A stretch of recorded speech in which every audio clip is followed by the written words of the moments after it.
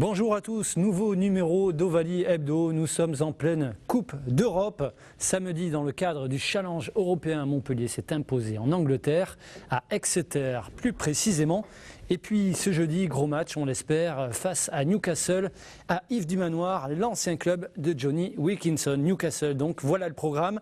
Aujourd'hui, les invités pour en parler sont l'expérimenté Michel Macurdy, deuxième ligne du MHR. Bonjour. Ça va Michel ? Ça va, très bien. Et puis encore un autre joueur de la nouvelle génération, Kevin Kermarek. Pourquoi je dis Kermarek ? Excusez-moi. Bonjour. Comme d'habitude, fidèle au poste de centre, on va dire, du plateau de Ovalie Hebdo, Pascal Mancuso. Comment tu vas ? Très bien. Et puis à côté de Pascal, il est déjà venu une fois, Guillaume Verdier, de Midi Olympique. Bonjour. Et puis Olivier Plat, le graphiste du MHR, qui va nous présenter le maillot spécial Coupe d'Europe du club. Bonjour. Alors un maillot aux couleurs rouge et jaune, pas étonnant pour un Catalan. Exactement. Voilà, fallait pas chercher C'est bien les loin. origines catalanes qui ont... Exactement. Bon, on en reparlera avec Michel Macurdy parce que vous avez joué avec les couleurs rouge et jaune et ça vous a fait bizarre, non ? C'est ça ? C'est surprenant, ouais. On se demande si on est dans la bonne équipe en fait. Alors, pour ce match, Montpellier a réussi son premier rendez-vous européen. On va voir les essais. Gros combat physique, on le savait, face à ces Anglais. Après une pénalité transformée par Davis pour Exeter. Montpellier va trouver la faille à la 15e minute.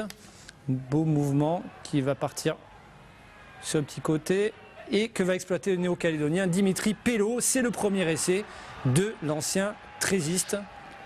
Alors le match n'était pas télévisé, donc on a réussi quand même à récupérer des images.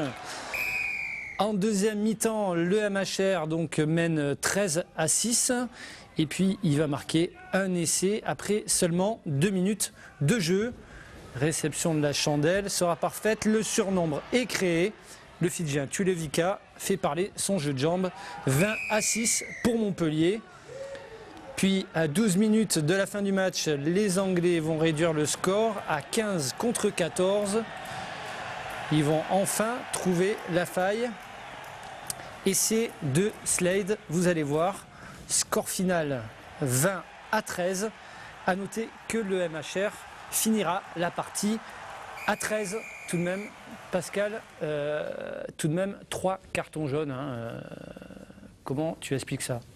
Je crois que ces cartons jaunes, donc d'après ce que dit Michel, puisqu'il était au cœur, sont des cartons jaunes tout à fait mérités. Mais je pense que en deuxième mi-temps, l'équipe de Montpellier a beaucoup subi.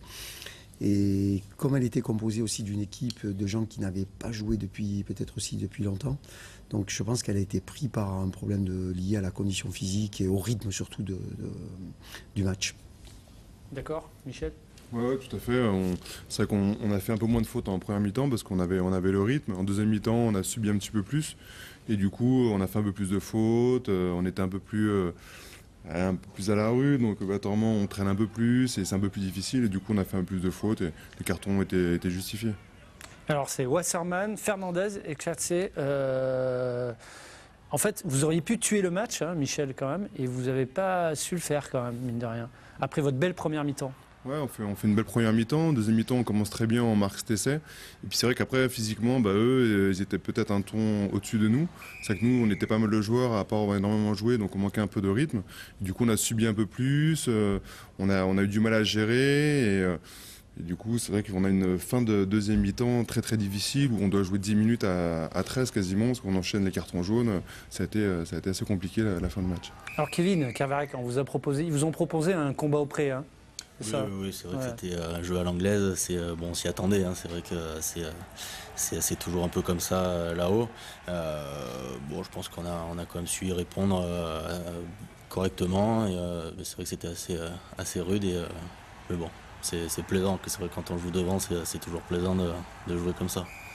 Guillaume, c'était un jeu typiquement à l'anglaise, on va dire. Sur ce match, oui, puisqu'on sait que les Anglais sont toujours... ils jouent particulièrement devant. Mais il y a une chose qui est frappante, surtout sur les matchs de Heineken Cup, c'est le changement, en fait. On voit ces équipes anglaises beaucoup plus jouer que donc c'est un peu l'inverse qu'il y a quelques années, c'est ça ? Les équipes françaises font beaucoup plus preuve de pragmatisme qu'auparavant. Et les Anglaises essaient de jouer. vraiment beaucoup plus. Mais est-ce qu'ils ont le French flair, on va dire, Pascal? Je ne sais pas s'ils ont le French flair, mais ils se sont vraiment... moi, j'ai regardé pas mal de matchs de Heineken Cup, la grande Coupe d'Europe. J'ai vu un match extraordinaire entre les Saracens et Montferrand. Il y a eu un rythme de jeu pendant 80 minutes extraordinaire, avec des gens qui en permanence jouaient. Alors, ils ne font pas toujours les bons choix. Je crois que c'est peut-être ça leur problème, mais ils mettent une grande intensité et un très très grand volume de jeu. Ils confisquent le ballon aussi, c'est ça? Ils confisquent le ballon, ils sont très très forts dans la conservation du ballon, mais ce qu'ils rajoutent, c'est ce que disait Guillaume tout à l'heure, aussi une qualité de jeu, d'alternance, de jeu à la main, de jeu au pied, de jeu groupé, vraiment très très intéressant. Alors ils ne sont pas toujours lucides dans les choix qu'ils vont présenter, mais c'est vraiment, ils mettent une très très grosse pression sur l'équipe adverse. Olivier, d'accord à l'analyse de Pascal? J'ai vu aussi le match, mais plus celui de Toulouse, donc, qui avait des conditions bien particulières. Et effectivement, Toulouse qui l'a remporté. Hein. Toulouse qui l'a remporté 16, difficilement, qui aurait pu le perdre à la dernière minute. Et effectivement, on voit que les Anglais aussi commencent à jouer, à écarter et à envoyer quand même pas mal de jeux. Ouais. Alors, une grosse différence entre cette H-Cup et cette Admin Cup, enfin ce challenge européen, hein, Michel. Hein. Ouais, après, je pense que nous, on a joué contre une équipe anglaise courageuse, qui est typiquement anglaise, qui a beaucoup de défis. Après, je pense que c'était pas une très très grande équipe non plus du championnat anglais. C'est vrai qu'on a joué des équipes où on a eu beaucoup plus de mal, où ils ont enchaîné beaucoup plus les temps de jeu. Là, c'était vraiment du défi physique. C'était pas une très grande équipe. Après, on est content d'avoir gagné, c'est une bonne chose. Mais je pense que contre Newcastle, c'est une équipe qui a un peu plus l'habitude de la première ligue. C'est la première ligue anglaise. Où là, il y aura peut-être plus de temps de jeu, ce sera plus difficile à jouer. Là, on est content de nous, mais c'était pas non plus une très très grande équipe face à nous, quoi. Ouais, Kevin, vous n'avez pas été très impressionné, vous non plus, non? Non, c'est vrai qu'en première mi-temps, on était quand même au-dessus. C'est vrai que le physique nous a un petit peu fait défaut sur la deuxième mi-temps, ce qui nous a mis un petit peu en dedans. Mais c'est vrai que c'était une équipe qui était quand même pas de très très haut niveau. Et c'est vrai qu'on a hâte de voir Newcastle qui a plus l'habitude de la première ligue et de jouer un niveau au-dessus, on pense. Et qu'est-ce qui vous est arrivé là, à votre œil gauche? Ça c'est un petit coup dans C'était un quand rock. le match? C'était au tout début du match en plus, c'était sur la première ou la deuxième action, dans un ruck. C'était un peu... Le truc aussi, c'est que la semaine prochaine, donc pour le match de Newcastle, Exeter et Newcastle ont approximativement le même niveau, puisqu'on sait que Newcastle est classé en dessous d'Exeter actuellement. Donc je ne pense pas non plus qu'il y ait un énorme changement par rapport au match d'Exeter. Je crois que c'est à peu près deux équipes similaires. Ouais, mais Newcastle, c'est ce jeudi, le match. C'est ce jeudi. Bon. Ouais, Pascal, juste, je vais te dire, sans dévaloriser la performance de Montpellier, le championnat anglais a quand même baissé de niveau, d'une manière générale. Je ne sais pas s'il a baissé de niveau. Peut-être que les équipes qui sont classées entre la 10e et la 12e place, parce qu'ils ont un championnat à 12, sont peut-être un peu inférieurs. Bon, il faut savoir qu'Exeter, l'année dernière, était en deuxième division, donc ils sont montés. Même nous, les clubs qui montent de deuxième division, c'est jamais facile pour eux. Donc, il faut leur donner peut-être un peu plus d'expérience. Mais moi, ce que j'aimerais revenir, c'est sur quand même la performance de Montpellier. Le premier essai, c'est quand même révélateur aussi que même les joueurs qui n'ont pas beaucoup joué sont imprégnés d'un système de jeu qui permet, il y a quand même plusieurs enchaînements de jeu, plusieurs groupements, et on joue dans le sens, on va marquer cet essai qui est assez remarquable. Donc moi, ce que je retiendrai quand même, c'est le côté positif. Ça a redonné du temps de jeu à des gens qui étaient en mal de temps de jeu. Ça peut permettre de poser des gros problèmes aux entraîneurs pour savoir qui faire jouer pour les futures joutes, je dirais, du championnat français. Et puis ça permet aussi à des jeunes joueurs de montrer qui ils sont. Donc moi, je trouve que c'est bravo pour la transition, Pascal. On va lancer la stat, l'infoc de la stat de la semaine. Alors c'est 74% de l'effectif qui a été remanié depuis par rapport à Montpellier-La Rochelle et le match à Paris. C'est quand même énorme, c'est presque 3/4 à Guillaume. Pourquoi remanier autant une équipe? On sait qu'Éric Béchu et Fabien Galtier disposent d'un groupe de 44 joueurs, donc ils sont forcément obligés d'en aligner certains qui n'ont pas forcément beaucoup de temps de jeu, certains jeunes joueurs comme Kevin ou d'autres à la relance comme Michel. Mais sous peine de ne pas laisser un groupe, comment dire, désinvesti. Voilà, c'est ça. exactement. Ouais. Ils sont obligés d'intéresser un minimum quand même tous les joueurs, et puis ça permet aussi à... Enfin, Michel, pas Michel, mais Kevin, vous êtes rentré face à Castres, hein, je crois quand même. Oui, je suis rentré. Face à Castres. J'ai fait cette année, j'ai fait Castres à du Manoir. Et voilà, donc, mais comment on le prend quand on est joueur? Moi, j'aimerais bien savoir, parce que Michel, par exemple, vous n'avez pas joué depuis le début de la saison. Comment on prend ce match-là de Coupe d'Europe? Non, on est impatient de jouer, donc on sait que le début de championnat il est pas pour nous parce que peut-être qu'on est moins bon que les autres sont plus en forme, donc c'est une certaine logique. Mais après c'est vrai on est impatient de montrer qu'on est toujours capable de jouer, donc c'est vrai qu'on attend rapidement les matchs de Coupe d'Europe. On sait que ça va tourner et pouvoir avoir un peu de temps de jeu et se redonner confiance, montrer qu'on est capable. Donc c'est vrai que c'est pour nous, quand on n'a pas beaucoup joué, c'est des matchs importants. Et c'est sur ça où je pense que ce week-end, ce qui a été positif, c'est qu'on a montré qu'on avait de l'envie, du courage. Après, tout n'a pas été parfait, on voit qu'on n'a pas trop joué ensemble, mais voilà, l'importance pour nous, c'est ça, c'est de se redonner confiance à nous et montrer aux entraîneurs qu'ils peuvent compter sur tout le monde. Jean-Philippe en parlait, Lacoste en parlait la semaine dernière. C'est aussi un moyen de gagner sa place en championnat, Pascal? Oui, ce que je disais, je pense que les prestations lors de ces matchs de Coupe d'Europe sont quand même des tremplins pour ces joueurs-là. On sait que les blessures arrivent vite aussi. Hein. Oui, il y a des blessures. Ouais. C'est pour ça que les effectifs en rugby sont très, très importants, parce que là, pour l'instant, il n'y a pas de grands blessés. Mais bon, ça peut arriver. Vous savez, en 2 matchs, on peut avoir 7-8 blessés. Et là, ces joueurs-là vont devoir répondre présent. Donc, moi, je trouve que ce qui a été très intéressant sur les essais qu'on a pu voir, c'est que les systèmes sont en place, les gens sont imprégnés, ils sont capables de jouer à ce niveau. Et moi, je dis que c'est tant mieux pour le club, ça va augmenter le niveau de la concurrence entre les joueurs et ça va permettre de dire, nous aussi, on a envie de participer. Et je crois que c'est comme ça que le club va évoluer.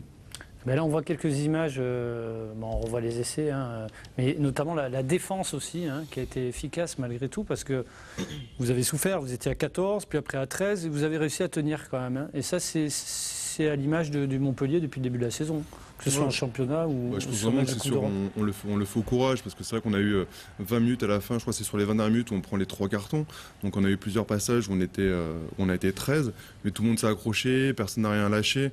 À un moment ou à un autre, c'est difficile, donc on fait une petite faute, et puis comme on est 2 de moins sur le terrain, l'autre il ne peut pas récupérer la faute, donc on prend l'essai. Mais sur l'ensemble du match, on a une bonne défense. Le seul essai qu'on prend, c'est à 10 minutes de la fin, quand on est à 13, je crois. Donc c'est vrai que c'est un point positif aussi. Mais après, la défense, c'est l'organisation, mais c'est aussi dans la tête. Et comme tout le monde avait envie de montrer qu'on était en forme et qu'on avait envie de jouer aussi, donc c'est pour ça que ça s'est bien passé en défense. Oui, donc en fait, vous êtes sur la combativité, l'ambition. C'est aussi un des 12 piliers, on va dire, de l'esprit du MHR qui va se retrouver sur le maillot de la Coupe d'Europe. Olivier, alors ce maillot, expliquez-nous ce nouveau maillot, le concept. Je vais vous les montrer déjà. Il faut les présenter. Donc il y a les 2 maillots. Donc le maillot que vous venez de voir à l'écran, avec lequel les joueurs ont joué samedi dernier. Alors courage, combat, ambition, donc, qu'est-ce qu'il y a d'autre? Voilà, on est parti. En fait, je suis parti sur l'idée que les joueurs au sein du club étaient un petit peu chouchoutés et avaient vraiment des infrastructures. Enfin, tout le monde vante les infrastructures du Manoir, la qualité du terrain, du stade. Et c'est vrai que c'est un bon groupe qui vit bien ensemble. Donc voilà, on sent qu'il y a une cohésion, qui sont bien ensemble. À un moment donné, j'avais envie de les agresser, tout simplement. Et de jouer un petit peu sur le maillot. Donc, vous voyez le maillot maintenant domicile. Toujours pareil avec les 15 valeurs. Avec les 15 valeurs. 15 ou 12 alors? C'est les 15 valeurs, il me semble. Je ne sais pas, Michel saura me dire, ou Kevin peut-être. Je sais plus le nombre. Donc, c'est les 15 valeurs qu'avaient choisi les joueurs lors du stage de Saint-Girons. D'accord. Qui sont en fait représentés. Et voilà, du coup, j'avais envie que les joueurs, que ces 15 valeurs ne restent pas lettres mortes, mais que les joueurs incarnent réellement ces valeurs. Et donc le moyen le plus direct, c'était de les écrire sur leur maillot. Donc après, je laisse les spectateurs les découvrir au fur et à mesure. Après, en même temps, c'est assez discret quand même. Hein. On en voit quelques-unes comme ça, par-ci par-là, selon. On en voit quelques-unes, effectivement. Ouais. Alors pourquoi ce rouge et jaune alors à l'extérieur? C'est un petit clin d'œil, c'est quoi? C'est pas du tout un clin d'œil au fait que je sois catalan. Le fait de jouer à l'extérieur aussi, c'est promouvoir la région, Languedoc-Roussillon. C'est exactement ça, exactement ça. Donc l'idée, c'était de rester sur nos valeurs, donc avec un maillot bleu, sur nos couleurs pour le public montpelliérain, et ensuite avoir les couleurs de la région sur le maillot extérieur. C'était un petit clin d'œil, c'était aussi pour promouvoir la région, c'était pour dire qu'on représentait quelque chose. Une identité, quoi. Exactement, exactement. Et on sait bien que sur Montpellier, avec la population qui vient un peu de partout, c'est très dur de se créer une identité. Donc voilà, c'était juste remettre une couche sur l'identité languedocienne. Ok, ces maillots, vous les trouvez comment? Vous, les premiers concernés? Non, c'est sympa, c'est original, ça change. Après, c'est vrai que c'est pas conventionnel, les maillots. Moi, je sais que je suis très maillot, un peu uni. Je suis pas trop habitué à ces maillots-là. Mais c'est vrai que ça change. Ça change du top 14. Ouais, tout à fait, voilà. Kevin, un mot? Oui, non, ils sont. C'est vrai qu'au premier coup d'œil, ça change. Mais bon, c'est. Bon, après, c'est sympa aussi. C'est vrai que c'est emblématique un peu, les valeurs. C'est vrai que c'est bien. Oui, Pascal, tu veux dire? Sur les maillots, enfin, le constat qu'on peut faire, je pense que tu es d'accord, c'est tous les maillots, même pour la H-Cup, tous les clubs ont innové sur un maillot. Toulon, qui jouait traditionnellement. Alors pourquoi ça, justement? Pourquoi innover? Je crois que c'est peut-être l'aspect aussi commercial. Hein, pour eux, c'est aussi quelque chose qui est un peu flashy pour essayer de vendre. Ça crée l'événement. Il y a un seul président qui a dit non, moi je ne suis pas d'accord. C'est le président du Racing qui a dit non, moi tant que je serai président, le maillot du Racing ne sera pas dénaturé. Donc normal, c'est un maillot magnifique. C'est un maillot magnifique. Et d'ailleurs, Fabien Galtier sera sur le maillot du Stade Français pour le maillot Europe. D'accord. Ok. Alors, vous remettez ça jeudi soir, hein, face à Newcastle, 20h45 à Yves-du-Manoir. Des Anglais de Newcastle qui ont gagné 22-16 hein, face à Bourgoin, finalement, qui sont premiers, ex-aequo, avec vous. Est-ce que vous avez eu le temps de les étudier? On découvre l'affiche. Est-ce que vous avez le temps de les étudier avec la vidéo ou pas du tout? Pas encore. En fait, on a fait un retour vidéo sur l'autre match d'Exeter. Et c'est vrai qu'on ne connaît pas trop Newcastle, mais je pense qu'on va surtout s'attarder sur notre jeu, essayer de remontrer les mêmes valeurs qu'on a eues en Angleterre sur ce premier match. Et voilà, après, c'est surtout mettre nos qualités en place, nos lancements, notre stratégie. Et après, on verra, on essaiera de s'adapter à ce que nous propose. Moins de fatigue en fin de match, certainement, puisque vous avez déjà un match dans les jambes. Ouais, et puis le fait de jouer à du manoir, pour certains, ça fait longtemps qu'on n'y a pas joué. Ça va nous booster un petit peu. Pas de gros changements, non, aussi dans l'effectif? Non, je pense que l'effectif va quasiment rester le même, un ou deux changements peut-être, mais ça va quasiment rester la même équipe. Olivier, je crois qu'à souligner, c'est que ça a montré que le groupe était fort. On a gagné, on est premier, donc on va défendre cette première place. Ça veut dire que la Coupe d'Europe, Montpellier ne la lâche pas. Hein. C'est pas parce que c'est ça qui est important. Ça, c'est très très important. Et donc j'espère que, encore une fois, je vais faire un appel, mais qu'il va y avoir de nombreux publics pour venir voir ce match, parce que Newcastle, c'est quand même, ça va être une belle équipe. Ils ont battu Bourgoin. Alors est-ce que Newcastle, c'est plus fort qu'Exeter? Moi, je pense sincèrement, ils sont peut-être en championnat. Si on juge devant en championnat, c'est ça, Guillaume? Exeter est devant à 4 points, je crois. 4 points, comme ça. Exeter a gagné Newcastle la semaine dernière, il y a 15 jours.